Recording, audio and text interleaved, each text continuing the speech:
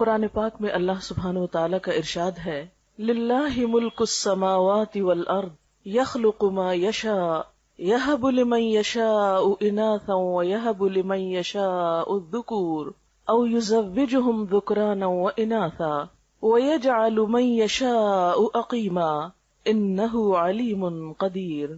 اللہ زمین اور آسمانوں کی بادشاہی کا مالک ہے، جو کچھ چاہتا ہے پیدا کرتا ہے، جسے چاہتا ہے لڑکیاں دیتا ہے، جسے چاہتا ہے لڑکے دیتا ہے، جسے چاہتا ہے لڑکے اور لڑکیاں ملا جلا کر دیتا ہے، اور جسے چاہتا ہے بانجھ کر دیتا ہے، یعنی اولاد سے محروم کر دیتا ہے۔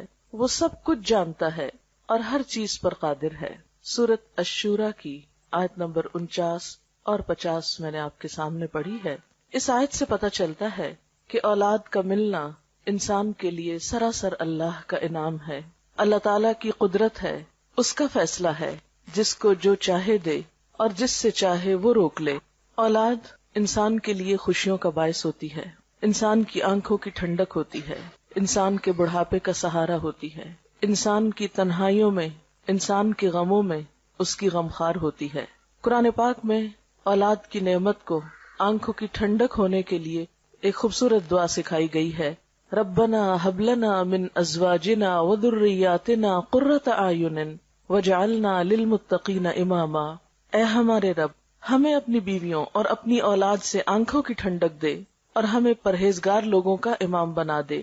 تو گویا اولاد اسی صورت میں ایک نعمت ہے جب اولاد آنکھوں کی ٹھنڈک ہے، انسان کی اطاعت گزار ہے، فرما بردار ہے، والدین کے لیے خوشی کا سبب ہے۔ اولاد نہ صرف یہ کہ اس دنیا میں انسان کے لیے باعث راحت ہے، بلکہ انسان کے مرنے کے بعد بھی اس کی نیکیوں میں اضافے کا سبب ہے۔ سورۃ یاسین میں اللہ سبحانہ و تعالیٰ فرماتے ہیں، انا نحن نحیی الموتى ونکتب ما قدموا وآثارهم وکل شیء احصیناہ فی امام مبین۔ بے شک ہم مردوں کو ضرور زندہ کریں گے، اور ہم لکھ رہے ہیں جو کچھ وہ آگے بھیجتے ہیں اور جو وہ اپنے پیچھے آثار چھوڑ رہے ہیں، اور ہر چیز کو ہم نے ایک کھلی کتاب میں لکھ رکھا ہے۔ تو انسان اپنی زندگی میں جو کچھ کرتا ہے، اپنے ہاتھوں جو کما کے آگے بھیجتا ہے، اس کا بدلہ بھی کل قیامت کے دن پائے گا، اور اس کے علاوہ انسان اپنے پیچھے جو نشان یا آثار چھوڑتا ہے، کل قیامت کے دن جا کر ان آثار کا بدلہ بھی پائے گا۔ اپنے پیچھے چھوڑے جانے والے آثار میں سب سے بڑا اثر یا سب سے بڑا نشان خود انسان کی اولاد ہے۔ ایک حدیث میں آتا ہے، رسول اللہ صلی اللہ علیہ وسلم نے فرمایا، جب انسان فوت ہو جاتا ہے تو اس کا اپنا نامہ اعمال بند ہو جاتا ہے، یعنی اب خود عمل کرنے کے قابل نہیں رہتا۔ 3 چیزیں ایسی ہیں جو اس کے بعد بھی باقی رہتی ہیں، ان میں نمبر 1 نیک اولاد ہے، یعنی انسان خود عمل نہیں کر سکتا، لیکن نیک اولاد جو اچھے کام کرتی ہے وہ مرنے کے بعد بھی والدین کو فائدہ دیتے ہیں، خصوصاً ان کی دعا۔ تو فرمایا نیک اولاد جو اپنے والدین کے لیے دعائیں کرتی ہے۔ نمبر 2 صدقہ جاریہ، یعنی اچھے کاموں میں مال کا خرچ کرنا جو مرنے کے بعد بھی انسانیت کی بھلائی اور فلاح کے لیے منصوبے جاری رہیں، یعنی ان منصوبوں میں خرچ کرنا جو انسانیت کی فلاح و بہبود کے ہوں اور انسان کے مرنے کے بعد بھی جن کا سلسلہ جاری رہے۔ اور نمبر 3 وہ علم جس سے فائدہ اٹھایا جائے، یعنی دوسرے انسانوں کی زندگی میں جو روشنی لائے۔ اللہ سبحانہ و تعالیٰ نے ہم سب کو تاکید کی ہے کہ ہم صرف اپنے آج کے لیے کام نہیں کریں، اپنے کل کے لیے بھی کریں۔ ہم صرف اپنی ذات پر توجہ نہ دیں، اپنی اولاد کو بھی قابل توجہ سمجھیں۔ ہمارے لیے صرف ہمارے اپنے اعمال ہی نہیں، ہماری اولاد کے اعمال بھی ہمارے حق میں یا خلاف حجت بن سکتے ہیں۔ جہاں اولاد انسان کے لیے نیکیوں میں اضافے کا سبب ہے، وہاں قیامت کے دن بعض اولاد دشمن کا کردار ادا کرے گی۔ اولاد کو قرآن میں دشمن بھی بتایا گیا ہے کہ ان من ازواجکم و اولادکم فتنہ، تمہاری اولاد اور تمہارا مال جو ہے وہ تمہارے لیے فتنہ ہے۔ ان من ازواجکم و اولادکم عدو لکم، تمہاری اولاد اور تمہاری بیویوں میں سے بعض تمہارے دشمن بھی ہو سکتے ہیں۔ حدیث میں آتا ہے کہ قیامت کے دن ایک انسان آئے گا جس نے بہت نیکیاں کی ہوں گی، لیکن اس کو بتایا جائے گا کہ اس کی اولاد اس کی نیکیاں کھا گئی۔ جس طرح دنیا میں انسان کی اولاد کی خامیاں یا بدعمالیاں یا بد کرداریاں والدین کی عزت پر بٹا لگانے والی ہوتی ہیں، اسی طرح قیامت کے دن بھی بعض لوگوں کی اولاد ان کے لیے وبال جان ہوگی۔ تو والدین اور اولاد کا باہم تعلق ایسا ہے جسے آپ ختم نہیں کر سکتے، کاٹ نہیں سکتے. یہ خون کا رشتہ ایسا رشتہ ہے کہ جسے اگر بظاہر آپ آنکھ بھی کر دیں تو وہ آپ اپنے سے الگ نہیں کر سکتے، نظروں سے دور کر کے بھی دل سے دور نہیں کر سکتے. تو انسان کی خیر اور بھلائی اسی میں ہے کہ وہ اپنی اولاد کو اپنی زندگی کی سب سے بڑی دولت سمجھے، سب سے بڑی نعمت سمجھے. کیونکہ اولاد جیسی نعمت انسان خرید نہیں سکتا، ادھار نہیں لے سکتا، کہیں سے مانگ کے نہیں لا سکتا. بسا اوقات لوگ اڈاپٹ کرتے ہیں لیکن اس میں اپنی اولاد جیسی تو بات ہی نہیں ہوتی، وہ جذبات اور وہ احساسات ہی نہیں ہوتے، وہ تعلق بنتا ہی نہیں جو خون کے رشتوں کے ساتھ ہوتا ہے. اس لیے اللہ سبحانہ و تعالیٰ فرماتے ہیں وَلْتَنظُرْ نَفْسٌ مَّا قَدَّمَتْ لِغَدٍ. ہر شخص کو دیکھنا چاہیے کہ اس نے اپنے کل کے لیے کیا کیا ہے، اپنے کل کے لیے کیسے عمل کیے ہیں، یعنی خود اپنے اعمال کی شکل میں بھی اور اپنی اولاد کی شکل میں بھی. اگر انسان اپنے پیچھے نیک اولاد چھوڑ کر جاتا ہے تو وہ ہر نماز میں اپنے والدین کے لیے دعا کرتے ہیں. نماز کے اختتام پر مشہور دعا جو سب کو آتی ہے، اس کا معنی کیا ہے؟ رب اجعلنی مقیم الصلاۃ ومن ذریتی ربنا وتقبل دعا ربنا اغفر لی ولوالدی وللمؤمنین یوم یقوم الحساب. اے رب مجھے اور میری اولاد کو نماز کا پابند بنا، قائم کرنے والا بنا. اے ہمارے رب دعا قبول فرما. اے ہمارے رب مجھے بخش دے، میرے والدین کو بخش دے اور سارے مومنوں کو بخش دے جب حساب قائم ہو. گویا نیک اولاد اپنی ہر نماز میں اپنے والدین کو اپنی دعاؤں میں یاد رکھتی ہے. اگر شعوری طور پر یاد کر کے دعا کرنا بھول بھی جائے تو نماز کی پابندی کی صورت میں ہر نماز کے آخر میں زبان سے دعا نکلتی ہی ہے، اس کے بغیر تو نماز مکمل ہی نہیں ہوتی. اس کے علاوہ اللہ سبحانہ وتعالیٰ نے اولاد کو خاص طور پر والدین کے لیے جو دعا سکھائی ہے قرآن پاک میں، وہ ہے رب ارحمہما کما ربیانی صغیرا. اے رب ان دونوں پر یعنی ماں اور باپ دونوں پر اپنی رحمت فرما جس طرح انہوں نے مجھے بچپن میں پالا تھا.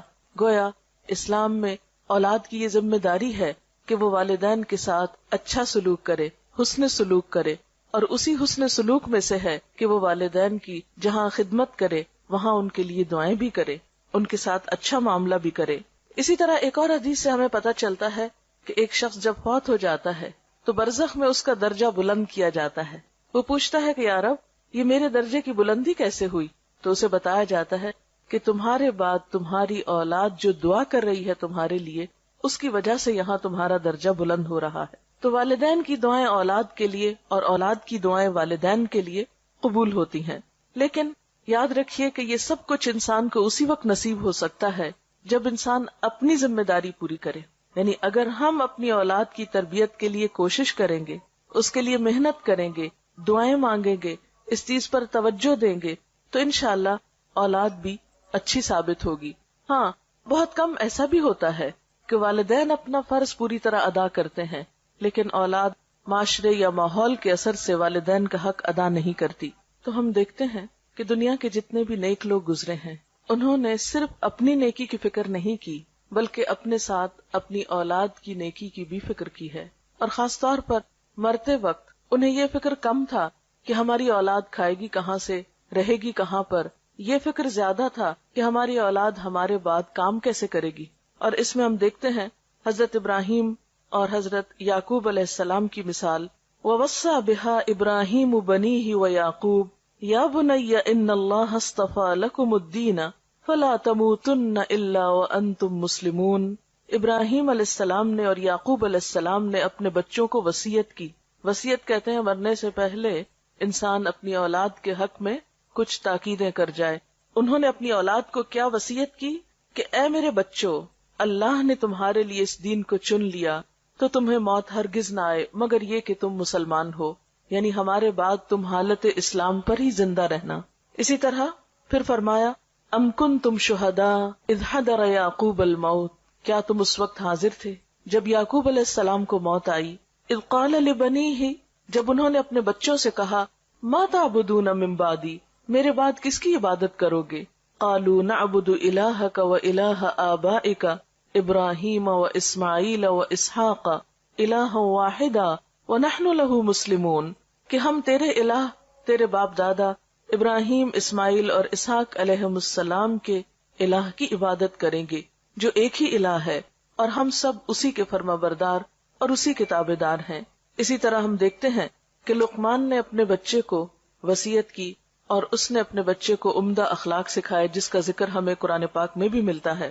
ان کے بارے میں آتا ہے وَلَقَدْ آتَيْنَا لُقْمَانَ الْحِكْمَةَ أَنِ اشْكُرْ لِلَّهِ، اور آگے جا کر وہ اپنے بچے کو بہت ساری نصیحتیں کرتے ہیں جس میں وہ اپنے بچے کی اچھی اخلاقی حالت یعنی عبادات کے ساتھ ساتھ اسے اچھا اخلاق بھی سکھاتے ہیں، جس میں خصوصی طور پر تکبر سے بچنے کے لیے کہتے ہیں اور لوگوں سے اچھی طرح بات کرنے کے لیے کہتے ہیں، اور آواز کی طرف بھی توجہ دلاتے ہیں کہ دیکھو بہت چیخ چلا کے بات نہ کرنا، کیونکہ سب سے ناپسندیدہ آواز گدھے کی آواز ہوتی ہے، لوگوں سے منہ موڑ کے بات نہ کرنا، اور اسی طرح کی اور بہت سی نصیحتیں۔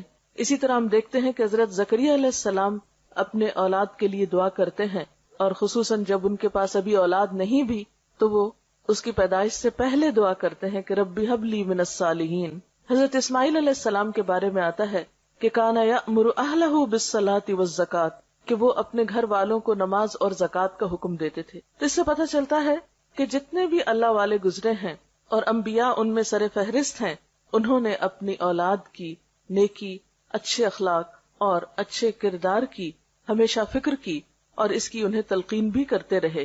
جہاں وہ خود ان کے لیے ایک عملی نمونہ تھے، ایک اچھی مثال تھے، وہاں اس کے ساتھ ساتھ انہوں نے اس کی خاص طور پر فکر بھی کی۔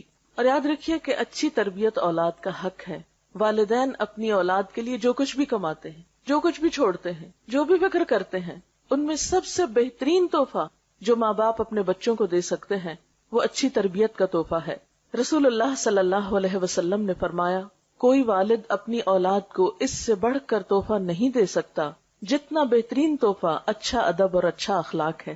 یعنی ماں باپ اولاد کو جو سب سے خوبصورت گفٹ یا بہترین تحفہ دے سکتے ہیں وہ اچھا ادب اور اچھا اخلاق ہے، کیونکہ اولاد کا اچھا سلوک اور اچھا برتاؤ سب سے بڑھ کر والدین ہی کی خوشی کا سبب ہوتا ہے۔ کیونکہ اگر آپ اولاد کو اچھا اخلاق سکھاتے ہیں تو وہ اچھا اخلاق سب سے پہلے خود آپ ہی کے کام آئے گا، کیونکہ سب سے قریبی رشتہ تو آپ ہی کا ہے ان کے ساتھ۔ اور اسی طرح سب سے بڑا غم اور سب سے بڑا دکھ اور سب سے بڑی تکلیف اگر انسان کی زندگی میں کوئی ہو سکتی ہے تو وہ اولاد ہی کی ہو سکتی ہے۔ اس لیے اگر اولاد اچھی ہے تو انسان کے لیے ہر طرف خوشیاں ہی خوشیاں ہیں، خواہ اس کے پاس کھانے کو بہت نہ بھی ہو یا اس کے پاس بہت بڑی جائیداد نہ بھی ہو، لیکن اولاد کی فرما برداری، اولاد کی خدمت، اولاد کا اچھا سلوک والدین کے لیے بے پناہ خوشیوں اور راحت کا سبب ہوتا ہے۔ ایک اور روایت میں آتا ہے، یعنی رسول اللہ صلی اللہ علیہ وسلم نے فرمایا کہ آدمی کے لیے کسی کو خیرات میں ڈھیر سارا مال دینے سے بہتر ہے کہ اپنے بیٹے کی اچھی تربیت کرے اور اس کو نیک عادتیں سکھانے میں روپیہ خرچ کرے۔ یعنی حتیٰ کہ مال خرچ کرنے میں بھی انسان کو راہ بتائی گئی کہ بہترین جگہ جہاں انسان اپنا مال خرچ کر سکتا ہے وہ اولاد کی تربیت ہے۔ اس میں ہمیں ایک مشہور واقعہ تاریخ کا ملتا ہے ربیہ الرائی کا۔ ان کے والد نے شادی کی اور ابھی ربیہ اپنے والدہ کے پیٹ میں ہی تھے کہ باپ کو کہیں جانا پڑ گیا۔ اس دور میں مسلمانوں کی جو حکومت تھی وہ دور دور تک پھیلی ہوئی تھی۔ نبی صلی اللہ علیہ وسلم کی وفات کے تقریباً 1 سال کے اندر مسلمان مشرق و مغرب کے مالک ہو گئے تھے، اور ان کی مہم میں ایک طرف افریقہ کی طرف جا رہی تھی، دوسری طرف چین کی سرحدوں کو چھو رہی تھی۔ تو ایسے میں جو فوجیں اتنی دور دور جاتی تو وہ سال ہر سال تک واپس نہ آ سکتی تھی۔ تو ربیہ کے والد بھی کئی سال کے بعد جب پلٹے تو اپنی بیوی کو جو مال دے کر گئے تھے تو اس کا حساب مانگا اس سے۔ تو کہنے لگی کہ ابھی تم مسجد سے ہو کر آؤ پھر مجھ سے حساب کرنا، کیونکہ ایک اچھی خاصی رقم وہ چھوڑ کر گئے تھے۔ تو دیکھا واپس آئے تو کچھ بھی باقی نہیں، پوچھا کہ کہاں ہیں پیسے، تو اس نے کہا کہ ابھی ذرا تم مسجد سے ہو کر آؤ۔ بہرحال وہ مسجد میں گئے تو دیکھا کہ ایک طرف ایک شخص بیٹھا لوگوں کو کچھ سکھا پڑھا رہا ہے اور اس کے ارد گرد لوگوں کا ایک جم غفیر ہے۔ تو بہت حیران ہوئے کہ یہ شخص کون ہے، یہ نوجوان کون ہے کہ جس کی بات میں اتنا اثر ہے اور جس کے ارد گرد اتنے لوگ ہیں۔ تو پتہ چلتا ہے کہ یہ انہی کا بیٹا ہے جس کی تعلیم و تربیت پر یعنی باپ کے جانے کے پیچھے ماں نے اس کا سارا مال خرچ کیا اور بہترین توجہ دی۔ ماؤں کے اندر یہ جذبہ اور یہ کردار کیسے تھا؟ یعنی بعض اوقات ایسا ہوتا ہے کہ تربیت میں ماں تنہا رہ جاتی ہے، یہ ساری ذمہ داری ماں پر آ جاتی ہے۔ تو ایسے میں جہاں ماں کو یہ فکر ہونی چاہیے کہ اولاد کھائے کہاں سے، وہاں اس بات کی بھی فکر ہونی چاہیے کہ اولاد کی تعلیم و تربیت کیسے ہو۔ اب یہ ہے کہ تربیت کے ذمہ دار کون ہیں، اس میں یاد رکھیے کہ صرف ماں نہیں، باپ بھی ہے، دونوں ہیں۔ لیکن چونکہ ابتدا میں بچہ ماں کے ساتھ وقت زیادہ گزارتا ہے، اس لیے obviously ماں کی ذمہ داری کچھ زیادہ بنتی ہے. ورنہ نبی صلی اللہ علیہ وسلم نے فرمایا کلکم راعن وکلکم مسئول عن رعیتہ، تم میں سے ہر شخص نگران ہے، ذمہ دار ہے، رسپانسبل ہے، اور ہر شخص سے اس کی رعایا کے بارے میں، یعنی جو اس کے ماتحت لوگ ہیں، جو اس کے ساتھ ہیں، ان کے بارے میں اس سے سوال کیا جائے گا. اور اس میں خصوصاً عورت کو بھی مینشن کیا گیا وَالْمَرْأَةُ رَاعِيَةٌ فِي بَيْتِ زَوْجِهَا وَمَسْئُولَةٌ عَنْهَا، اور عورت اپنے شوہر کے گھر میں نگران ہے اور اس سے اس کے بارے میں سوال کیا جائے گا. اور گھر میں سب سے قیمتی ترین چیز جو ہے وہ عورت کے یا ایک شخص کے بچے ہی ہو سکتے ہیں. یعنی گھر کی قیمتی ترین چیزوں میں سب سے قیمتی چیز انسان کی اولاد ہے. اب ہم یہاں یہ دیکھیں گے کہ پھر والدین اپنی اولاد کی تربیت کب شروع کریں اور تربیت کس موقع سے ہونی چاہیے، یعنی کب سے شروع ہونی چاہیے. تو بات یہ ہے کہ تربیت دنیا میں آنے سے پہلے سے شروع ہو جانی چاہیے. یعنی اولاد کی کیئر اور اولاد کو اچھے اخلاق اور اچھے کردار سکھانے کے لیے، یہ نہیں کہ جب بچے بڑے ہو جائیں اور شروع میں ہم یہ کہتے رہیں کہ ابھی تو بچے چھوٹے ہیں، جب بڑے ہوں گے تو دیکھا جائے گا. نہیں، بچپن سے ہی، یعنی ان کی پیدائش سے پہلے ہی اس بات کی فکر کرنی چاہیے. اور پیدائش کے وقت تو ہر بچہ معصوم ہوتا ہے، جیسے حدیث میں آتا ہے کہ ہر بچہ فطرت پر پیدا ہوتا ہے. یہ اس کے ماں باپ ہوتے ہیں جو اس کو یہودی یا عیسائی یا کچھ اور بنا دیتے ہیں. اب ایک بچہ جو بالکل پاک صاف اور معصوم ہے، ایک صاف کتاب کی طرح ہے، اس کو آپ کیا بناتے ہیں یہ آپ پر ڈپینڈ کرتا ہے کہ آپ اس کی تربیت کس طرح کرتے ہیں. جیسا کہ پہلے میں نے عرض کیا کہ تربیت کا آغاز یا تربیت کی ابتدا جو ہے وہ پیدائش سے پہلے ہونی چاہیے. لہٰذا ہم دیکھیں گے کہ دوران حمل، یعنی ایک بچے کی ولادت سے پہلے ماں کو کیسا کردار ادا کرنا چاہیے. اور اس بات کی جو تحقیق ہے کہ ولادت سے پہلے ہی بچے کے اوپر ماں کے جذبات اور احساسات اور اس کے رویے کے اثرات پڑنا شروع ہو جاتے ہیں، یہ معروف بات ہے اور ایک ثابت شدہ حقیقت ہے. ایک بزرگ کے پاس کوئی خاتون گئی یہ پوچھنے کے لیے کہ میں اپنے بچے کی تربیت کیسے کروں. تو انہوں نے پوچھا کہ بچے کی عمر کیا ہے. تو جب عورت نے بتایا تو کہا کہ تربیت کی عمر تو گزر چکی، اس لیے کہ تربیت تو پیدائش سے پہلے شروع ہوتی ہے. کیونکہ بعض جگہوں پر آتا ہے کہ 3 سال میں بچے کی ابتدائی شخصیت مکمل ہو جاتی ہے، بعض جگہوں پر 5 سال کا ذکر آتا ہے، بعض 7 سال کہتے ہیں. یعنی بچہ اپنی عمر کے ابتدائی حصے میں جو کچھ جذب کر جاتا ہے وہ بعد کی زندگی میں اتنا نہیں کرتا. اگر یہ نہیں کہ وہ وقت ختم ہو جاتا ہے، بڑے ہو کر تربیت ہو نہیں سکتی، لیکن اہم ترین وقت جو ہے وہ پیدائش سے پہلے اور پیدائش سے بعد کا ہے. پیدائش سے پہلے یا دوران حمل جو ہے اس میں ماں کے جو بھی احساسات اور جذبات ہوتے ہیں وہ بچے پر براہ راست اثر انداز ہوتے ہیں، کیونکہ بچہ اپنی غذا لینے میں، اپنے تمام چیزوں میں مکمل طور پر ماں پر انحصار کر رہا ہوتا ہے. جب ماں کے خون سے وہ غذا لے رہا ہوتا ہے اور خون انسان کے سارے جسم میں گردش کرتا ہے، تو جو انسان کی سوچیں ہوتی ہیں یا غم یا غصہ یا خوشی یا اطمینان یا پریشانی کی جو بھی کیفیت ہوتی ہے وہ اس خون کے ساتھ بچے تک بھی منتقل ہو رہی ہوتی. اسی طرح جب بچے کی نشو و نما ایک خاص حد تک پہنچ جاتی ہے اور وہ سننے لگتا ہے، حتیٰ کہ یہاں تک کہا جاتا ہے کہ بیرونی آوازیں تک اس کو پہنچتی ہیں اور وہ ان آوازوں اور بیرونی ماحول کے اثرات بھی قبول کر رہا ہوتا ہے. اور اس کا باقاعدہ تجربہ کیا گیا کہ بچوں کو مختلف آوازیں سنائی گئی پریگنینسی کے دوران، اور پیدائش کے بعد بچے ان آوازوں سے مانوس تھے، لہٰذا جب وہ روتے تو ان کو وہی مخصوص آواز سنائی جاتی تو خاموش ہو جاتے، جیسے کسی خاص میوزک کی آواز یا کسی خاص ماحول کی جو اثرات ہیں. تو بچہ اگرچہ ابتدا میں بول نہیں سکتا، کچھ کر نہیں سکتا، صرف رو کر ہی اپنے سارے جذبات کا اظہار کرتا ہے، لیکن وہ بہت کچھ اس حال میں بھی سیکھ رہا ہوتا ہے، جذب کر رہا ہوتا ہے. اس میں سب سے پہلی اور بنیادی چیز جو ہے وہ نیک اولاد کی دعا ہے. یعنی پیدائش سے پہلے کثرت سے اولاد کی نیکی اور اچھے اخلاق کی دعائیں مانگنی چاہیے. یہ دعائیں ہمیں قرآن پاک سے ملتی ہیں. مثلا رب ہب لی من الصالحین، اے اللہ مجھے نیک اولاد عطا کر. رب ہب لی من لدنک ذریۃ طیبہ، اے اللہ مجھے اپنے پاس سے پاکیزہ اولاد عطا کر. اسی طرح ربنا ہب لنا من ازواجنا وذریاتنا قرۃ اعین، اے اللہ ہمیں ہمارے شوہر مانگے تو بیوی کے لیے، ہمیں ہماری بیویوں اور ہماری اولادوں میں سے آنکھوں کی ٹھنڈک عطا کر. یہ دعائیں انسان کو ڈیورنگ پریگنینسی کثرت کے ساتھ پڑھنی چاہیے، خصوصاً نمازوں کے بعد. ایسا نہیں کہ کوئی خاص مخصوص وظیفہ ہے کہ کسی ایک کونے میں بیٹھ کے آپ روز 1000 تسبیح پڑھ لیں اور اس کے بعد جو چاہیں کریں.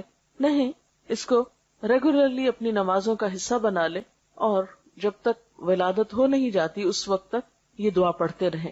پھر اسی طرح دوران حمل کثرت کے ساتھ ذکر کرنا، اچھے پازیٹیو خیالات رکھنا۔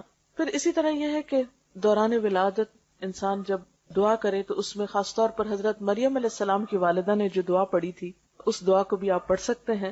قرآن پاک میں اس کے بارے میں آتا ہے، انی اعیذھا بک وذریتھا من الشیطان الرجیم، کہ میں تجھے اور تیری اولاد کو شیطان مردود سے اللہ کی پناہ میں دیتی ہوں۔ آپ صلی اللہ علیہ وسلم نے فرمایا، ہر بچے کو پیدا ہوتے ہی شیطان ٹھوکا لگاتا ہے سوائے مریم کے اور عیسیٰ ابن مریم کے، کیونکہ حضرت مریم کی والدہ نے یہ دعا کی تھی کہ اللہ میری اولاد کو اور پھر آگے اس کی اولاد کو شیطان سے محفوظ رکھنا۔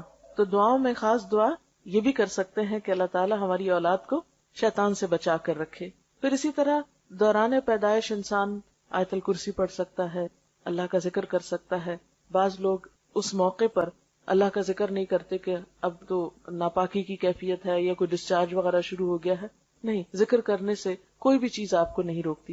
یعنی جب ولادت کا وقت قریب ہو تو اس میں انسان چل پھر رہا ہو یا ہاسپٹل میں ہو یا لیٹا ہوا ہو، کسی بھی مرحلے پر اللہ کے ذکر سے کوئی چیز آپ کو روک نہیں سکتی۔ آپ کو جو دعائیں یاد ہیں اللہ تعالیٰ کو پکار سکتے ہیں، درود شریف پڑھ سکتے ہیں، کلمہ پڑھ سکتے ہیں، آیت الکرسی پڑھ سکتے ہیں، جو بھی آپ ذکر کر کے اللہ سے دعا کرنا چاہیں کر سکتے ہیں۔ ایون جو آپ کے آس پاس ہیں، آپ کے ساتھ ہیں، آپ کے اٹینڈنٹ ہیں، وہ بھی آپ کے ساتھ اللہ کا ذکر کر کے آپ پر دم وغیرہ کر سکتے ہیں، سورۃ فاتحہ پڑھ سکتے ہیں، تاکہ مریض کو یا اس وقت کی جو تکلیف ہے اس میں ایک خاتون کو ریلیف ملے۔ اب یہ ہے کہ جب پیدائش ہو جاتی ہے تو اس کے بعد کیا کرنا چاہیے؟ سب سے پہلے بچے کی پیدائش پر خوشی کا اظہار کر کے اور پھر دعا بھی دینی چاہیے۔ ایک دعا جو ہمیں سکھائی گئی وہ ہے بارک اللہ لک فی الموہوب لک وشکرت الواہب وبلغ اشدہ ورزقت برہ۔ کیا معنی اس دعا کا؟ اللہ تمہارے لیے اس بچے میں جو بھی تمہیں عطا ہوا ہے اس میں برکت پیدا کرے اور تم دینے والے کے شکر گزار بنو، اور یہ بچہ اپنی جوانی کو پہنچے اور تمہیں اس کی نیکی نصیب ہو، یعنی یہ اولاد تمہارے ساتھ نیکی کرنے والی ہو، تمہاری اطاعت گزار اور فرما بردار ہو۔ اسی طرح ہم دیکھتے ہیں کہ نبی صلی اللہ علیہ وسلم کو جب ان کے بیٹے حضرت ابراہیم کی ولادت کی خوشخبری ملی تو آپ نے خوشخبری لانے والے کو ایک غلام عطا کیا۔ آج کل ہمارے یہاں بھی رواج ہے نا کہ جو خوشخبری لے کر آتا ہے اس کو کچھ دیا جاتا ہے۔ بعض اوقات مثلاً کوئی نرس پیغام لے کر آتی ہے یا ڈاکٹر لے کر آتی ہے تو آپ کچھ نہ کچھ خوشی سے اس کو دیتے ہیں۔ تو یہ بھی ایک مسنون طریقہ ہے، اس کو اپنے اوپر بوجھ نہیں سمجھنا چاہیے۔ تو نبی صلی اللہ علیہ وسلم نے اتنا بڑا تحفہ ایک آنے والے کو دیا۔ اس طرح آپ کو یاد ہوگا کہ عربوں کے ہاں یہ عام رواج بھی تھا اور آپ صلی اللہ علیہ وسلم نے اس رواج کو ختم نہیں کیا۔ جیسے آپ کی پیدائش پر ابو لہب جو آپ کا چچا تھا، سویبہ جو لونڈی تھی، اس نے جب خبر دی آپ صلی اللہ علیہ وسلم کی پیدائش کی تو اس نے اشارے سے اس کو کہا کہ جاؤ تم آزاد ہو، یعنی اس غلام عورت کو آزاد کر دیا اس خوشی میں کہ اس نے بھتیجے کی پیدائش کی خوشخبری سنائی تھی۔ تو اس موقع پر خوشی کا اظہار کرنا، خوشی میں خواہ آپ مٹھائی کھلائیں، خواہ آپ کسی کو کوئی تحفہ دیں، کوئی ہدیہ دیں، کچھ بھی کریں، ایسا کرنا کوئی خلاف اسلام نہیں ہے یا کوئی لوکل رسم نہیں ہے، نہیں، اللہ کی نعمت کا ایک اظہار ہے۔ اور انسان اپنی حیثیت کے مطابق جو بھی کرے، ہاں نمائش کے لیے نہیں کرنا چاہیے، دکھاوے کے لیے یا اپنی حیثیت سے بڑھ کے خود پہ بوجھ نہیں ڈالنا چاہیے، لیکن اگر انسان کچھ بھی خوشی کا اظہار کسی بھی طریقے سے کرنا چاہتا ہے تو اس کی اجازت ہے۔ پھر اس کے بعد پہلی چیز بچے کے کان میں آذان دینا ہے، یعنی پیدائش ہوگی، اس کو نہلایا دھلایا، اس کو تیار کیا اور اس کے بعد کان میں آذان دی۔ طبرانی کی روایت میں آتا ہے کہ حضرت حسین رضی اللہ تعالیٰ عنہ کی جب ولادت ہوئی تو آپ نے ان کے ایک کان میں آذان دی اور دوسرے میں اقامت۔ آذان دینے میں کیا حکمت ہے کہ بچہ دنیا میں آ کر سب سے پہلے اللہ کا نام سنے۔ آپ دیکھیں کہ جب انسان فوت ہوتا ہے نا تو اس کی نماز جنازہ پڑھی جاتی، تو انسان کے آنے پر آذان دی جاتی ہے اور جانے پر اس کی نماز پڑھی جاتی ہے، اور انسان کی زندگی ایسی ہی ہے جیسے آذان اور نماز کے بیچ کا وقفہ، یعنی کل قیامت کے دن انسان کو ایسے ہی پتہ چلے گا کہ چند لمحے دنیا میں گزار کر آیا ہوں۔ پھر اسی طرح یہ ہے کہ اللہ کی عظمت اور اللہ کی محبت بچے کے دل میں بیٹھتی ہے۔ پھر اسی طرح بچے کو جو پہلی غذا دی جاتی ہے اس کو تحنیک کہا جاتا ہے۔ کہتے ہیں کہ جو انسان بھی بچے کو پہلی غذا دیتا ہے، اب تو فوراً ماں کے دودھ پہ ڈال دیتے ہیں یا کوئی بھی چیز دی جاتی ہے، تو چونکہ بچہ بالکل ایک نیو بورن جو ہوتا ہے وہ فریش اور ہر طرح کے اثرات قبول کر رہا ہوتا ہے، بالکل ایک معصوم سی چیز ہوتی ہے، تو جو انسان بچے کو پہلی غذا دیتا ہے تو اس انسان کی جو شخصیت ہوتی ہے وہ بھی اس کے ہاتھ سے جو ریز نکلتی ہیں یا اس کے جسم سے وہ بچے میں منتقل ہوتی۔ اس لیے آپ صلی اللہ علیہ وسلم کے پاس بچے پیدائش کے بعد لائے جاتے تھے اور آپ ان کو، جسے ہماری زبان میں گھٹی دینا کہتے ہیں، اور گھٹی سے مراد کو خاص دوا یا کاڑھا نہیں ہے، یا کچھ تھوڑا سا شہد بھی ہو سکتا ہے یا چبائی ہوئی کھجور بھی ہو سکتی ہے، لیکن ایسے شخص کی ہو جس کا اخلاق اور کردار جو ہے معروف ہو، کیونکہ بچے کی ابتدائی زندگی میں وہ چیز بھی اس کی شخصیت کا حصہ بننے والی ہے۔ اس میں ہم دیکھتے ہیں حضرت اسما فرماتی ہیں کہ عبداللہ بن زبیر جب پیدا ہوئے ان کے بیٹے، تو میں نے ان کو آپ کی گود میں دے دیا۔ آپ نے خرما منگوایا، یعنی خشک کھجور منگوائی، اس کو چبا کر اپنے لعاب کے ساتھ ان کے منہ میں لگا دیا۔ عموماً تالو میں ہلکا سا لگا دیتے ہیں، ایسا نہ ہو کہ جو بچے کے گلے میں پھنس جائے یا اتنا بڑا ٹکڑا نہ ڈال دیا جائے، بالکل معمولی سا جتنا بچے کی لینے کی سکت ہو اس کے مطابق، لیکن یہ کہ یہ بھی ایک طرح کی رسم ہوتی ہے اور یہ سمجھے کہ اسلامی رسم ہے۔ حضرت عائشہ کا بیان ہے کہ آپ کے ہاں بچے لائے جاتے، آپ ان کے لیے تہنیک کرتے اور ساتھ دعا دیتے، تو جو شخص بھی بچے کو پہلی غذا دے رہا ہو اس کے ساتھ ساتھ بچے کو وہ دعا بھی دے۔ امام احمد بن حنبل کے ہاں بچے کی پیدائش ہوئی تو انہوں نے ایک نیک خاتون کے پاس اپنے بچے کو بھیجا جن کا نام ام علی تھا، اور ان سے اپنے بچے کی تہنیک کروائی۔ اسے بھی پتہ چلتا ہے کہ مرد کے علاوہ عورت بھی یہ کر سکتی ہے، یعنی یہ صرف مرد ہی نہیں کہ کوئی بہت بزرگ ہوں یا اللہ والے ہوں، گھر میں کوئی خاتون بھی ہو سکتی ہیں، کوئی اچھے اخلاق اور کردار کی کہ جس کا آپ چاہیں کہ بچے کے اندر اس کی شخصیت کا بھی اثر جائے۔ پھر اس کے بعد یہ ہے کہ بچے کو دودھ پلانا بچے کا حق ہے، یعنی پہلی غذا کے بعد آپ اس کو نارملی سک کروا سکتے ہیں، خواہ دودھ نہ بھی ہو، جو کچھ بھی ہو اس میں، لیکن بچے کی ماں کے ساتھ ایک اٹیچمنٹ ہوتی ہے۔ 9 مہینے وہ ماں کے پیٹ میں رہا ہے، بالکل ایک دم سے ہٹا کے اس کو فیڈرز پہ ڈال دینا بچے کے ساتھ بہت بڑی زیادتی ہے اور ایک جذباتی دھچکا بھی ہے، لہٰذا ماں کو چاہیے کہ وہ اس کو دودھ بھی پلائے۔ قرآن پاک میں اللہ تعالیٰ کا حکم ہے وَالْوَالِدَاتُ يُرْضِعْنَ أَوْلَادَهُنَّ حَوْلَيْنِ كَامِلَيْنِ، مائیں اپنے بچوں کو 2 پورے سال دودھ پلائیں۔ یہ اس کے لیے حکم ہے لمن اراد ان یتم الرضاع، کہ جو بچے کے دودھ پلانے کا ارادہ رکھتا ہو۔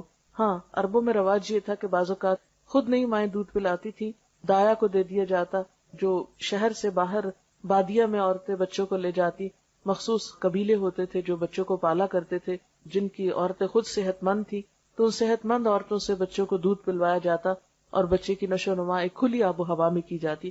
وہ ان کا ایک کلچر تھا، ہمارے لیے ضروری نہیں کہ ہم بھی ایسے ہی کوئی طریقہ اختیار کریں، لیکن بہرحال رضاعت جو ہے یا دودھ کا پلانا جو ہے یہ بچے کا حق ہے۔ اور اس میں ہم دیکھتے ہیں کہ اس میں بہت سے اس کے طبی فائدے بھی بتائے جاتے ہیں، ماں کے لیے بھی فائدہ مند، بچے کے لیے، لیکن سب سے بڑی بات یہ ہے کہ بچے اور ماں کا ایک قلبی تعلق اور ایک ریلیشن شپ ڈیولپ ہوتا ہے، ایک قربت آتی ہے، ایک انڈرسٹینڈنگ ڈیولپ ہوتی ہے۔ یعنی ماں جب دودھ پلا رہی ہوتی ہے، وہ آدھا گھنٹہ پلا رہی ہے جتنی دیر، تو وہ ایک کلوزنس کا بھی احساس ہوتا ہے، اور پھر دوبارہ ماں کے سینے میں جو خیالات ہیں، افکار ہیں، اچھی پازیٹیو سوچیں ہیں، وہ بھی دودھ کے ساتھ وہ بچے کے اندر ایک طرح سے منتقل کر رہی ہوتی ہے، کیونکہ انسان کی شخصیت پر، انسان کے اخلاق پر اس کا کھانا پینا بھی اثر انداز ہوتا ہے۔ مختلف قوموں کی جو عادات اور اخلاق اور کردار ہیں ان کے بارے میں بھی کہا جاتا ہے کہ ان کی غذا کا ان پر اثر ہے۔ تو اگر بچہ ماں کا دودھ لے رہا ہے تو ظاہر ہے کہ پھر ماں کے اثرات اس پر ہوں گے۔ اور پھر جانوروں میں بھی اگر آپ دیکھیں، اونٹ کے بچے کو اونٹنی کا ہی دودھ دیا جاتا ہے، اسی طرح گائے، بھینس اور باقی جانور بھی دوسروں کا دودھ لا کے نہیں پلایا جاتا۔ تو اسی طرح انسان کے بچے کو گائے بھینس کا دودھ پلانے سے پہلے جب تک ماں کا دودھ ہے تو ماں کا ہی دودھ پلایا جانا چاہیے۔ پھر اسی طرح بچے کا اچھا نام رکھنا چاہیے، کیونکہ قیامت کے دن انسان کے نام سے پکارا جائے گا، تو اچھا نام جو ہے وہ ضروری ہے۔ مثلاً ہم دیکھتے ہیں کہ حضرت زکریا علیہ السلام کو اللہ تعالیٰ نے جب اولاد کی خوشخبری دی تو ساتھ ہی بچے کا نام بھی بتایا اور فرمایا کہ ہم نے ایسا نام کسی اور کا نہیں رکھا، یہ دنیا میں ایک انوکھا نام ہے۔ یعنی اچھے نام میں معنی بھی اچھا ہو، اور اگر وہ ایک نیا نام ہو تو بھی اس میں کوئی قباحت نہیں، کیونکہ اللہ تعالیٰ نے حضرت یحییٰ علیہ السلام کا جب نام رکھا تو فرمایا ہم نے اس سے پہلے یہ نام کسی کو نہیں دیا۔ آپ صلی اللہ علیہ وسلم نے فرمایا قیامت کے روز تمہیں اپنے ناموں سے پکارا جائے گا، اس لیے اچھے نام رکھا کرو۔ اور حدیث میں آتا ہے اللہ کو تمہارے ناموں میں سے عبداللہ اور عبد الرحمن سب سے زیادہ پسند ہیں، اور آپ نے یہ بھی فرمایا کہ انبیاء کے ناموں پر نام رکھو۔ پھر اسی طرح بچے کے سر کے بال منڈوانا یہ 7ویں دن کیا جاتا ہے، اور اسلامی اعتبار سے یہ ایک پسندیدہ کام ہے۔ عربوں کے ہاں یہ ایک طریقہ جاری تھا جسے اسلام میں بھی جاری رکھا گیا، اور حضرت حسن اور حسین رضی اللہ تعالیٰ عنہما کے سر منڈوانے کا آپ نے حکم دیا، اور پھر بالوں کے وزن کے برابر چاندی بھی صدقہ کی، یعنی ساتھ ہی بچے کا صدقہ بھی نکالا جائے۔ اور اطباء یہ کہتے ہیں کہ جب بچے کے سر کے بال مونڈے جاتے ہیں تو سر کی جو سرکولیشن ہے وہ تیز ہوتی ہے اور اس کے جو سینسز ہیں وہ پراپرلی فنکشن کرتے ہیں. اس لیے بعضوں کا سننے میں آتا ہے کہ نہیں اتنے چھوٹے بچے کے بال نہیں کٹوانے چاہیے، لیکن اسلامی طریقہ بھی ہے اور یقیناً اس میں بہت سے فوائد بھی ہیں. پھر اسی طرح عقیقے کا حکم بھی دیا گیا ہے. عقیقے کا اصل تو 7واں دن ہے، لیکن اگر انسان بعد میں بھی کر لے تو کوئی حرج نہیں، کوئی فرض کے درجے میں نہیں کہ 7ویں دن میں ہی ہو. اگر انسان کسی بھی وقت کر لیتا ہے تو وہ ہو جاتا ہے. اور اس میں لڑکے کی طرف سے 2 بکرے اور لڑکی کی طرف سے 1، اور یہ کسی ڈسکریمنیشن کی وجہ سے نہیں. آپ دیکھیں کہ جو عرب لڑکی کو زندہ دفن کر دیتے تھے، اگر اس کی طرف سے 2 بکرے دینے ہوتے تو ان کے لیے اور زیادہ مشکل بات تھی، اس لیے ان پر بوجھ نہیں ڈالا گیا، انسانی نفسیات کی رعایت کی گئی ہے. آپ صلی اللہ علیہ وسلم نے عقیقے کے بارے میں فرمایا کہ لڑکا اپنے عقیقے کے ساتھ گروی ہے جو 7ویں دن اس کی طرف سے ذبح کیا جائے گا اور اس کا نام رکھا جائے گا اور سر کے بال اتارے جائیں گے. یعنی یہ تینوں کام 7ویں دن کرنا مسنون ہے، اگرچہ آگے پیچھے بھی کیا جا سکتا ہے. عقیقے کے ساتھ گروی ہونے کا مطلب یہ کہ ایک طرح سے بندھا ہوا ہے، جب اس کی طرف سے یہ صدقہ ہو جاتا ہے تو گویا وہ ایک بندھن سے آزاد ہو جاتا ہے. پھر اسی طرح لڑکے کا ختنہ کرانا جو ہے یہ بھی مسنون ہے، یعنی اسلامی سنت ہے. آپ صلی اللہ علیہ وسلم نے فرمایا 5 چیزیں فطرت میں داخل ہیں: ختنہ کرنا، زیر ناف بال صاف کرنا، مونچھیں منڈوانا، ناخن تراشنا اور بغل کے بال اکھاڑنا. یعنی یہ ایک فطرت کا طریقہ ہے جو ہر جگہ پر رائج ہے، اور زائد بالوں کو اور جسم کو صاف رکھنا جو ہے یہ اسلامی لحاظ سے پسندیدہ ہے. اور اس میں خاص طور پر ختنہ، کیونکہ اس میں حکمت یہ ہے کہ ایسی جگہ پر ایسی رطوبات اور جراثیم وغیرہ جمع ہو جاتے ہیں جو انسان کے لیے انفیکشن کا سبب ہوتے ہیں، تو زائد سکن کو کاٹ دینا یا اتار دینا جو ہے وہ صحت کے لیے بہترین ہے. پھر اسی طرح بچہ جو بڑا ہوتا ہے پھر بولنا سیکھتا ہے، پھر اور بہت سی اس کی ایکٹیویٹیز شروع ہوتی ہیں. آپ نے دیکھا ہوگا کہ چند مہینے کے بعد بچہ شروع کر دیتا ہے، تو اس سے فالتو اور بیکار قسم کی باتیں کرنے کی بجائے اور صرف ہیلو بیبی سکھانے کی بجائے اللہ کا لفظ سکھائیں اور لا الہ الا اللہ کا. تو پہلا کلام اگر بچے کی زبان پر اللہ کا نام ہوگا انشاءاللہ تو اللہ تعالیٰ کا مقرب بھی ہو جائے گا کسی دن، اور ایک بنیاد اچھی پڑ جائے گی. آپ دیکھیے کہ بچے کی تربیت ایسے ہی ہے جیسے آپ ایک بیج ڈالتے ہیں زمین میں. جب اس کی ایک چھوٹی سی کمپل نکلتی ہے تو آپ اس کی کیئر کرتے ہیں، روشنی، اس کے پانی، اس کے ماحول، اس کو گرمی سردی سے بچا کر اس کی کیئر کرتے ہیں.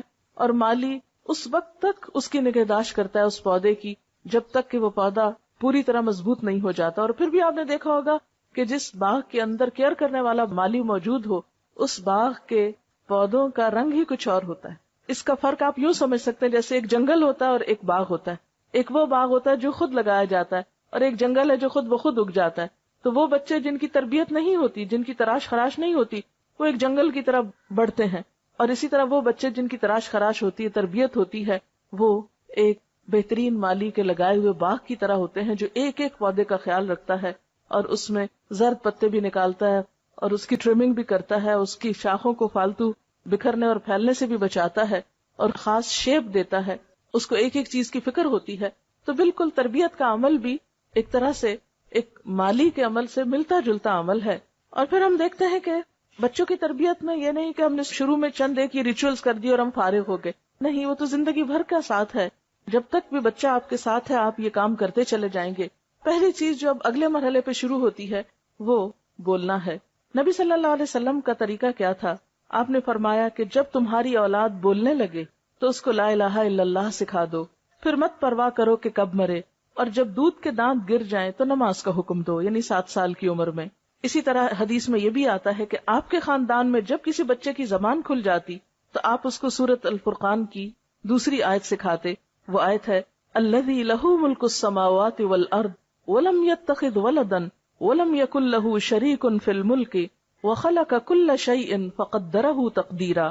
وہ خدا جو آسمان اور زمین کی بادشاہی کا مالک ہے، جس نے کسی کو بیٹا نہیں بنایا، جس کے ساتھ بادشاہی میں کوئی شریک نہیں ہے، جس نے ہر چیز کی تخلیق کی اور پھر اس کی موضوع تقدیر مقرر فرمائی. تو نبی صلی اللہ علیہ وسلم اپنے خاندان کے بچوں کو جب بولنے پہ آ جاتے تو سب سے پہلی آیت یہ حفظ کروایا کرتے تھے. پھر اسی طرح ہم دیکھتے ہیں کہ تربیت کے کچھ اور بھی رہنما اصول ہیں. مثلاً بچوں کے ساتھ محبت اور شفقت کے ساتھ پیش آنا. آپ صلی اللہ علیہ وسلم نے فرمایا وہ ہم میں سے نہیں جو بچوں کے ساتھ شفقت نہیں کرتا، بچوں کے ساتھ رحمت سے پیش نہیں آتا، اور جو ہمارے بڑوں کی عزت نہیں کرتا. ابتدائی سالوں میں خاص طور پر بچے کے ساتھ محبت اور شفقت کا سلوک کرنا چاہیے. اس میں خصوصاً میں ماؤں سے یہ کہنا چاہوں گی کہ بچے بعض اوقات تنگ کرتے ہیں مثلا چھوٹے بچے جب دانت نکال رہے ہوتے ہیں تو ماؤں کے جسم کو چبانا شروع کر دیتے ہیں، یا بعض اوقات بال کھینچتے ہیں، یا بعض اوقات روتے ہیں، تنگ کرتے ہیں، سر مارتے ہیں، بہت سی تکلیفیں دیتے ہیں بچے بچپن میں بھی. ایسے تمام مواقع پر صبر سے کام لینا اور خوشی کے ساتھ اور خندہ پیشانی کے ساتھ ان چیزوں کو برداشت کرنا ضروری ہے. بعض مائیں بے حوصلہ ہو کر بچے کو چھوٹی سی عمر میں مارنے لگتی ہیں، بعض اوقات ہاتھ دباتی ہیں، بعض اوقات دھکا دے دیتی ہیں، بعض اوقات چیخنے لگتی ہیں. یہ چیزیں بچے کی تربیت پر ایک نیگیٹو اثر ڈالتی ہیں، ان سے پرہیز کرنا چاہیے. دیکھیں ماں کے 3 درجے کیوں زیادہ ہیں؟ اسی وجہ سے کہ ماں تکلیفیں زیادہ اٹھاتی ہے تربیت میں اور اس کی اپ برنگنگ میں. آپ صلی اللہ علیہ وسلم ہمیشہ بچوں کے ساتھ پیار اور محبت کا برتاؤ کرتے تھے، اور حضرت حسن کے بارے میں آتا ہے کہ ان کو پیار سے جب اٹھاتے تو اپنی زبان کی سرخی نکال کے دکھاتے. یعنی بعض اوقات ہم بچوں سے لاڈ کرتے ہیں نا، تب آپ دیکھیں آپ اللہ کے پیغمبر ہیں، اتنا بڑا مقام اور مرتبہ ہے، تو بعض اوقات گھر کے بزرگ بہت ایک مصنوعی سا رویہ بچوں کے ساتھ رکھتے ہیں بزرگی کا، کہ نہیں بس ایک روب کے ساتھ بچے کے ساتھ بات کریں. نہیں، اللہ کے رسول صلی اللہ علیہ وسلم سے بڑھ کر بڑا مرتبہ کس کا ہو سکتا ہے؟ ایک اور صحابی ہے محمود بن ربی، وہ کہتے ہیں کہ میری عمر 5 سال تھی، آپ صلی اللہ علیہ وسلم نے کنویں سے پانی کا ڈول نکالا، منہ میں کلی بھری اور میرے منہ پہ پھار پھینکی. یعنی بچوں کے ساتھ بچوں جیسی شرارت کرنا. پھر آپ صلی اللہ علیہ وسلم آگے بڑھ کے خود سلام کیا کرتے تھے، اٹھا لیا کرتے تھے اور ہر لحاظ سے خیال رکھتے. اس میں ہم دیکھتے ہیں کہ پھر اسی طرح جابر بن سمرہ اپنے بچپن کا واقعہ بیان کرتے ہیں کہ انہوں نے آپ کے پیچھے نماز پڑھی اور اس کے بعد آپ اپنے گھر کی طرف چل پڑے. کہتے میں بھی ساتھ ہو لیا، میرے ساتھ اور بچے بھی تھے، آپ نے سب بچوں کو پیار کیا، مجھے بھی پیار کیا. یعنی بچوں کو یاد تھا کہ ہمیں آپ صلی اللہ علیہ وسلم نے کس کس موقع پر پیار کیا.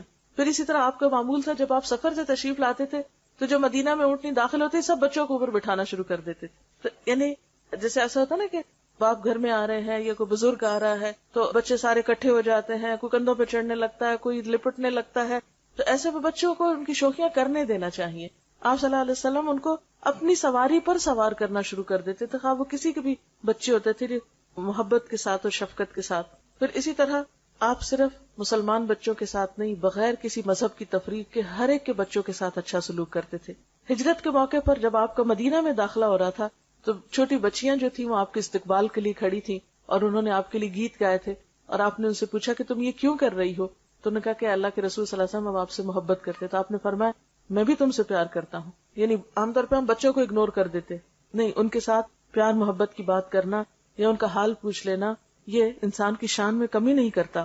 اور سب سے بہترین چیز بچوں کو پھر اچھا اخلاق سکھانا ہے، اور خاص طور پر چاہے لڑکا ہو یا لڑکی ہو ان میں فرق نہ کریں. آپ نے فرمایا خاص طور پر کچھ دینے کے معاملے میں بچوں میں فرق نہ کرو، اس سے ان کی شخصیت پر منفی اثرات پڑتے ہیں.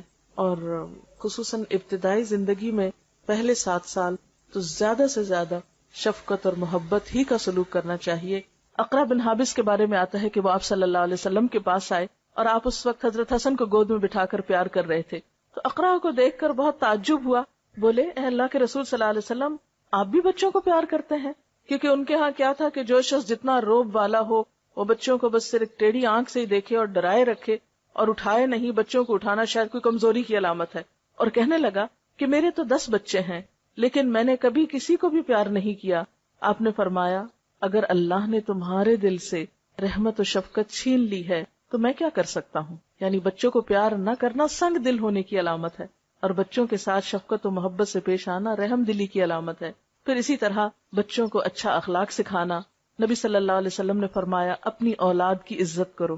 یعنی بچوں کی بھی بے عزتی نہیں کرنی چاہیے، ان کو تان و تشنی نہیں کرنی چاہیے، ان کو برے ناموں سے نہیں پکارنا چاہیے، ان کا مذاق نہیں اڑانا چاہیے، بلکہ اس کے برعکس بچوں کے ساتھ بھی عزت کا معاملہ کرنا چاہیے، کیونکہ ان کی بھی عزت نفس ہوتی ہے. اگر بار بار مجروح ہوگی تو ماں باپ کے دشمن ہو جائیں گے. ان کے آداب بہتر بناؤ، اس لیے کہ تمہاری اولاد تمہارے لیے اللہ کا ہدیہ ہے. یعنی اولاد ایک طرح سے تحفہ ہے تمہارے لیے، لہٰذا اس تحفے کی قدردانی کرو. پھر اسی طرح اگر ایک سے زائد بچے ہوں تو بچوں کے درمیان مساوات کرنے کا حکم دیا. آپ صلی اللہ علیہ وسلم نے فرمایا سووا بین اولادکم فی العطیہ لو کنت مفضلا احدا لفضلت النساء. تم بچوں کو کچھ دینے میں برابری کرو، اگر میں کسی کو زیادہ دے سکتا تو بیٹیوں کو زیادہ دیتا. لیکن یہ ہے کہ بیٹے ہوں یا بیٹیاں جب بھی ان کے لیے کچھ خریدیں یا جب بھی ان کو کچھ دینے لگیں تو سب کے ساتھ برابری کریں. بعض اوقات ایسا ہوتا ہے کہ کوئی ایک بچہ اپنی فرما برداری اچھے اخلاق کی وجہ سے والدین کا زیادہ پسندیدہ ہو جاتا ہے، یا چھوٹا بچہ جو ہوتا ہے وہ عموماً ماں باپ کو زیادہ پیار ہوتا ہے، یا بعض اوقات بڑا بچہ جو ہوتا ہے وہ زیادہ توجہ لے جاتا ہے. لیکن اپنے دلی جذبات اور اپنی توجہ کو ایک طرف رکھتے ہوئے دینے دلانے کے معاملے میں برابری کرنی چاہیے. محبت میں تو بسا اوقات برابری نہیں ہو سکتی، کیونکہ انسان کے جذبات ہر ایک کے لیے مختلف ہوتے ہیں اور وہ انسان کے بس کی بات بھی نہیں ہوتی، لیکن اس کا اظہار کرنے میں بھی اعتدال سے کام لینا چاہیے. کیونکہ بعض اوقات ماں باپ ایک بچے کی تعریف دوسرے بچے کے سامنے اتنی زیادہ کرتے کہ دوسرے بچے احساس کمتری میں مبتلا ہو جاتے ہیں، یا یہ کہ وہ ماں باپ سے دور ہونے لگتے ہیں کہ ماں باپ کو ہم سے تو محبت ہے ہی نہیں. ایسا نہیں کرنا چاہیے. سب بچوں سے یکساں سلوک کرنا چاہیے، اور اگر کوئی بچہ بدتمیز بھی ہو یا اس کے اندر کوئی ایسی چیز بھی ہو تو صبر کے ساتھ درگزر کرنا چاہیے اور اس کو دوسروں سے زیادہ توجہ دینی چاہیے، حتیٰ کہ وہ اور زیادہ قریب آ جائے اور اعتماد کرنے لگے ماں باپ پر. پھر اسی طرح بچوں کی تعلیم و تربیت کا اہتمام کرنا. حضرت عمر فرماتے ہیں کہ والد پر اولاد کے حقوق میں سے یہ بھی ہے کہ انہیں لکھنا پڑھنا سکھائے اور انہیں حلال خوراک مہیا کرے. یعنی تربیت میں ایک اہم چیز حلال خوراک یعنی حلال کھلانا ہے، کیونکہ بچوں کو اگر حرام پر پالیں گے تو وہ والدین ہی کے نافرمان ہوں گے. کیونکہ اگر آپ اللہ کی نافرمانی کر رہے ہیں تو آپ کے بچے آپ کے فرما بردار کیسے ہوں؟ اگر آپ ان کو لقمہ حلال نہیں دے رہے، لقمہ حرام دے رہے ہیں، تو ان کے اندر پھر خدا کی محبت کیسے پیدا ہو؟ پھر محض تعلیم اور محض تربیت اور محض درس کچھ نہیں کریں گے جب تک کہ رزق حلال کی طرف توجہ نہ کریں. پھر اسی طرح لڑکوں کے ساتھ ساتھ لڑکیوں کی بھی تربیت. نبی صلی اللہ علیہ وسلم نے فرمایا، جس شخص نے 3 لڑکیوں یا 3 بہنوں کی سرپرستی کی، تعلیم و تہذیب سکھائی، ان کے ساتھ رحم کا سلوک کیا، یہاں تک کہ اللہ ان کو بے نیاز کر دے، یعنی ان کی شادی وغیرہ ہو جائے، اپنے گھروں میں چلی جائیں، تو ایسے شخص کے لیے اللہ نے جنت واجب فرما دی. یعنی بیٹوں کی تربیت بھی، لیکن بیٹیوں کی تربیت خوش دلی سے کرنا اور ان کو اپنے لیے بوجھ نہ سمجھنا. جیسے عام طور پہ آپ نے دیکھا ہوگا بچیاں جب جوان ہوتی ہیں، ذرا سی رشتے کی بات ہو رونے لگتی ہیں، ہم آپ پہ بوجھ ہے نا. تو یہ احساس نہیں ہونے دینا چاہیے بچیوں کو کہ وہ ہم پر بوجھ ہیں. خوش دلی کے ساتھ، محبت کے ساتھ جب تک رشتہ نہ آئے ان کی کیئر کرنا، خیال رکھنا، بہتر طریقے سے ان کی پرورش کرنا اور ان کی ضروریات کا خوش دلی سے خیال رکھنا، یہ سب کچھ نیکی میں شمار ہوتا ہے. حتیٰ کہ وہ مال جو انسان اپنی اولاد پر خرچ کرتا ہے اس کا اجر و ثواب کہیں زیادہ ہے بنسبت اس کے کہ جو کسی اور پر انسان خرچ کرتا ہے. اور تربیت میں ایک خاص چیز جو ہے، یا ایک چیز اگر آپ یاد رکھ سکیں تو انشاءاللہ اس سے بچوں کی نفسیات کو سمجھنے اور ان کے ساتھ معاملہ کرنے میں بہت سہولت ہو جائے گی. اس میں ایک مشہور مقولہ یہ ہے کہ والدین اپنے بچے کے ساتھ پہلے 7 سال کھیلیں، یعنی ان کے کھیل میں شریک ہوں یا ان کو کھیلنے دیں. اگلے 7 سال اسے نظم و ضبط سکھائیں، ڈسپلن سکھائیں، یعنی پھر سختی بھی کر سکتے ہیں. پھر اگلے 7 سال اس کے دوست بنے رہیں، یعنی گویا جب بچہ 14 سال کا ہو جائے تو اس کے ساتھ دوستوں والا معاملہ کریں، اعتماد میں لیں. عموماً بچیاں والدین کو کچھ بتاتے ہوئے گھبراتی ہیں، تو اگر بچیوں کے ساتھ یا والد کی بچوں کے ساتھ دوستی ہوگی تو وہ اپنی باتیں آ کے شیئر کریں گے. اور اگلے 7 سال پھر آزاد چھوڑ دیں، 21 سال کے ہو جائیں تو پھر ان کو بہت روک ٹوک نہیں کریں. اور وہی وقت ہوتا ہے جب شادی ہوتی ہے، تو شادی کے بعد پھر بچوں کے معاملات میں انٹرفیئر کرنا اور ان کو پریشرائز کرنا، اب یہ کرو اب وہ کرو، نہیں، اب چھوڑ دیں، اب ان کو اپنی زندگی بسر کرنے دیں. اب جہاں تک پہلے 7 سال کا تعلق ہے تو اس میں بچوں کو آپ بہت زیادہ چیزوں کا پابند نہیں کریں، تھوڑا بہت پڑھنا لکھنا سیکھیں، شروع کریں، لیکن بہت بوجھ نہیں ڈالیں. لیکن جب 7 سال کا ہو جائے تو پھر نماز کے لیے کہنا شروع کریں. 10 سال تک نماز کی عادت ڈالیں، اور اگر ایک کے بعد ایک نماز سکھائیں، مثلاً ایک نماز، اور پھر اس میں بھی آپ ساتھ لے کے کھڑے ہوں، اکیلے حکم نہ دیں جاؤ نماز پڑھ لو، یہ بہت سختی نہیں کریں. 10 سال کی عمر تک نماز میں بھی سختی سے روکا گیا ہے. اور اس کا یہ مطلب نہیں کہ پھر پڑھنے کوئی نہ کہیں یا ڈسپلن نہ سکھائیں، نہیں، ڈسپلن تو سکھائیں گے. 3 سال آپ کو لگیں گے. 10 سال کی عمر تک انشاءاللہ ایک کے بعد ایک، مثلا 6 مہینے میں ایک نماز کی عادت ڈالیں. لیکن جس نماز کی عادت ڈالیں پھر وہ چھوڑنے نہ دیں، اس کا خاص دھیان رکھیں، واچ کریں کہ وہ بچہ مس نہ کرے. کیونکہ اگر ایک دن بھی وہ نہیں پڑھتا تو اس کا مطلب یہ ہے کہ اس کو یہ سمجھ آ جائے گی کہ پڑھے یا نہ پڑھے بات برابر ہے. 1 سے شروع کریں، 2 پہ لائیں، 2 سے 3 پہ، 3 سے 4 پہ، 4 سے 5 پہ. 10 سال کی عمر تک اگر فجر کے وقت نہیں بھی اٹھتا تو جس وقت اٹھے اس وقت نماز پڑھوا دیں. پھر اس کے بعد اگر شروع میں صرف فرض نماز کا کہیں، اور پھر جو جو بڑا ہوتا جائے پھر سنت بھی ساتھ، اور جب بالغ ہو جائیں پھر ایسی تعلیم و تربیت کا اہتمام کریں کہ بچوں کے دل میں اللہ کی محبت بھی پیدا ہو چکی ہو، رسول اللہ صلی اللہ علیہ وسلم کی محبت بھی ہو، بڑوں کا ادب اور احترام بھی ہو، اور اس کے ساتھ ساتھ اپنے واجبات اور اپنی ذمہ داریوں کو بھی نبھانے کا طریقہ ان کو آ چکا ہو. جیسے بچوں کے ساتھ پہلے 7 سال کھیلنے کی بات ابھی ہوئی، نبی صلی اللہ علیہ وسلم حضرت حسن اور حسین رضی اللہ تعالی عنہما کے ساتھ کس طرح کا معاملہ کرتے تھے. حدیث میں آتا ہے کہ جب آپ نماز پڑھ رہے ہوتے تھے تو یہ دونوں آپ کی پیٹھ پہ چڑھ جاتے. آپ اس وقت تک سجدے سے سر نہ اٹھاتے تھے جب تک وہ خود نہ اتر جاتے.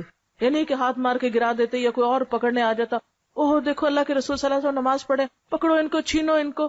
کیونکہ بعض اوقات ہمارے ہاں جو مائیں نماز پڑھتی ہیں اگر بچہ نماز میں پاس آ جائے تو دوسرے کھینچ کے لے جاتے ہیں، اور بچہ چیخ چلا رہا ہوتا ہے کہ مجھے ماں کے پاس جانے دو، اور وہ سمجھتے نہیں بچے کے پاس جانے سے ماں کی نماز ڈسٹرب ہو جائے گی. نہیں، ماں کو تو اس حد تک اجازت ہے کہ اگر بچہ رو رہا ہو تو وہ روتے بچے کو گود میں اٹھا کر بھی نماز کنٹینیو کر سکتی، تاکہ وہ نماز سے خوف نہ کھائے.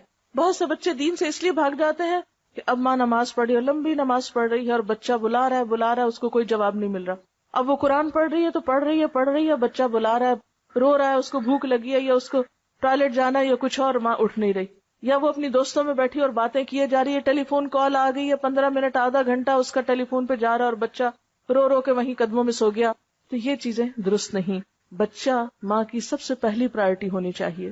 اور پھر نبی صلی اللہ علیہ وسلم سے بڑھ کر کس کی عبادت ہو سکتی ہے، کس کی نماز میں اس سے بڑھ کر خشوع و خضوع ہو سکتا ہے. لیکن آپ نماز کے سجدے سے سر نہ اٹھاتے تھے جب تک بچے خود نہ اٹھ جاتے. بعض اوقات کسی بچے کے رونے کی آواز آتی تو آپ نماز مختصر کر دیتے تھے، لمبی نماز نہیں پڑھاتے تھے، یعنی جماعت کے ساتھ. اسی طرح حضرت امامہ جو آپ کی نواسی تھی، حضرت زینب کی بیٹی، ان کے بارے میں آتا ہے کہ آپ صلی اللہ علیہ وسلم بعض اوقات ان کو کندھے پر بٹھا کے نماز شروع کر دیتے، یعنی قیام میں کندھے پر بٹھا لیتے تھے. یعنی صرف لڑکوں کو نہیں، اگر چھوٹی بچی بھی ہے تو مرد کی نماز میں کوئی خلل نہیں ہے اس سے.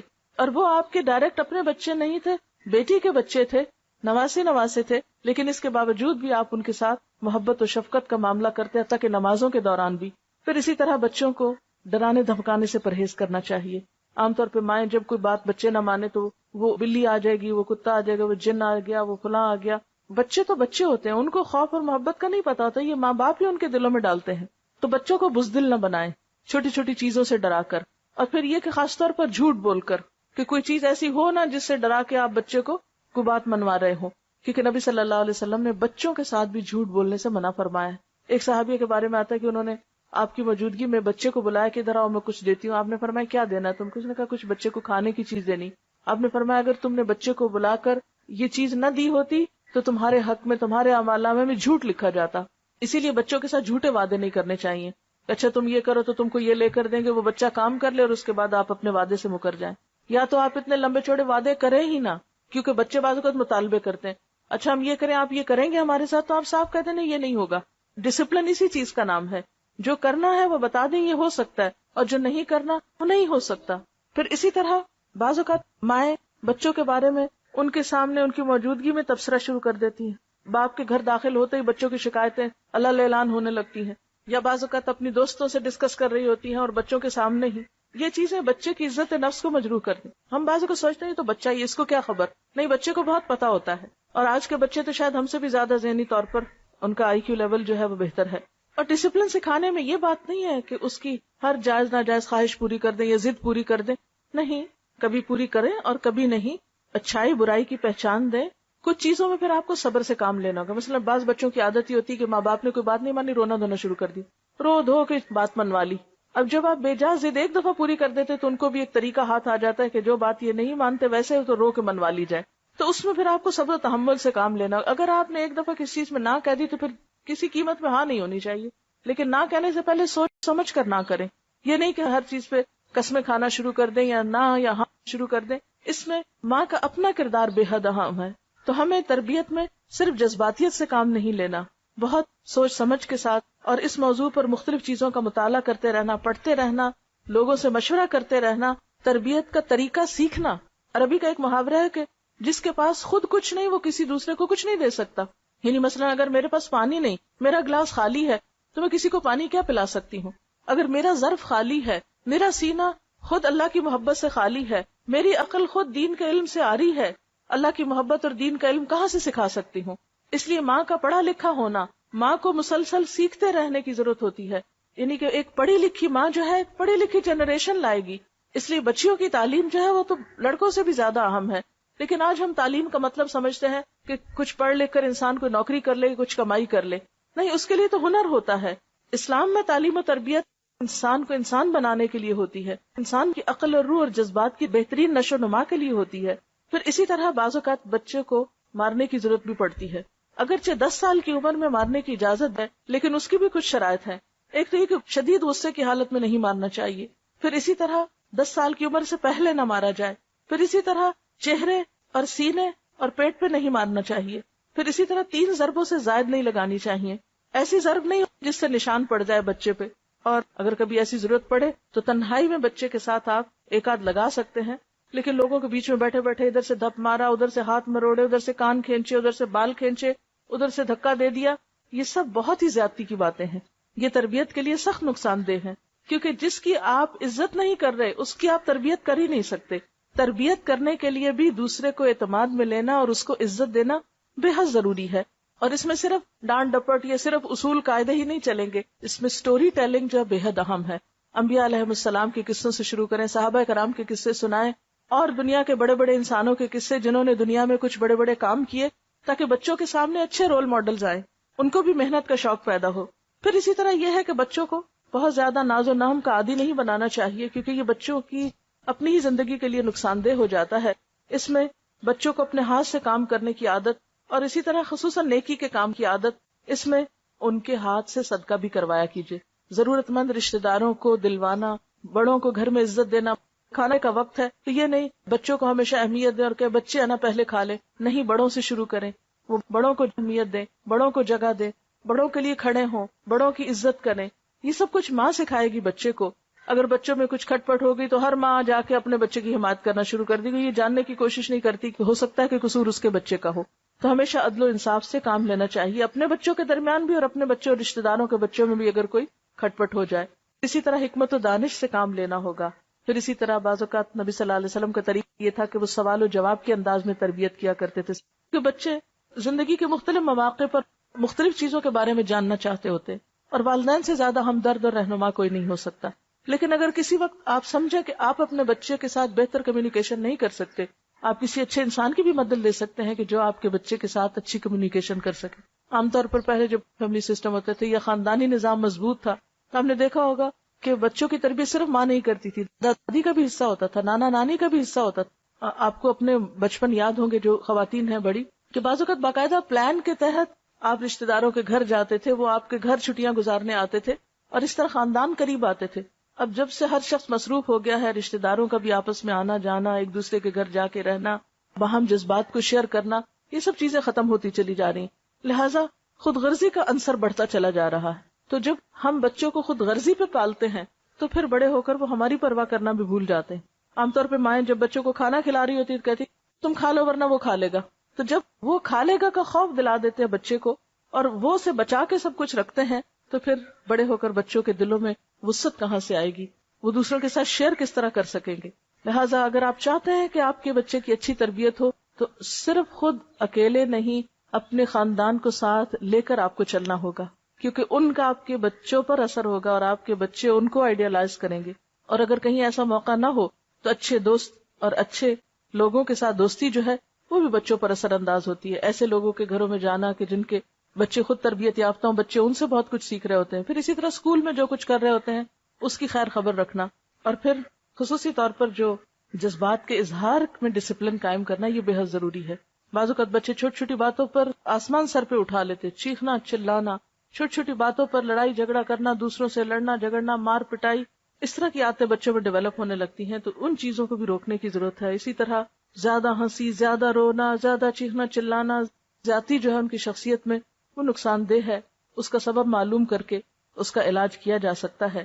اور اپنی بات اس پر اختتام کروں گی کہ بچہ اگر محبت میں جیتا ہے تو اعتماد سیکھتا ہے، تانوں میں جیتا ہے تو احساس کمتری کا شکار ہوتا ہے، نفرت میں جیتا ہے تو نفرت دینا سیکھتا ہے، گھٹے ہوئے ماحول میں جیتا ہے تو شرمیلا ہو جاتا ہے. اس لیے بچے کی تربیت کے لیے بہترین چیز اچھا ماحول ہے، کیونکہ ہر انسان اپنے ماحول کی پیداوار ہوتا ہے. اب دیکھیے کہ بعض اوقات ہم سمجھتے ہیں کہ بس ٹھیک ہے ہماری چوائس ہے، ہم بچوں کی اچھی تربیت کریں یا نہ کریں.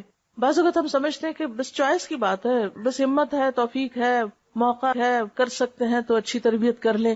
نہیں، قرآن پاک میں اللہ سبحانہ وتعالیٰ فرماتے ہیں اے لوگو جو ایمان لائے ہو، اپنے آپ کو اور اپنے گھر والوں کو آگ سے بچاؤ. ان بچوں کو آگ سے بچانا ہماری ذمہ داری ہے. ایسا نہ ہو کہ یہ اپنے دین سے دوری کی بنا پر یا کسی بھی غلط کام کی بنا پر آخرت میں ناکامی سے دوچار ہوں. ہمارے دلوں کو چین کیسے آ سکتا ہے اگر ہمارے بچے کامیاب نہ ہوں؟ دنیا میں بھی ناکام ہو تو تکلیف ہوتی ہے، اور آخرت کی ناکامی تو بہت ناکامی ہے.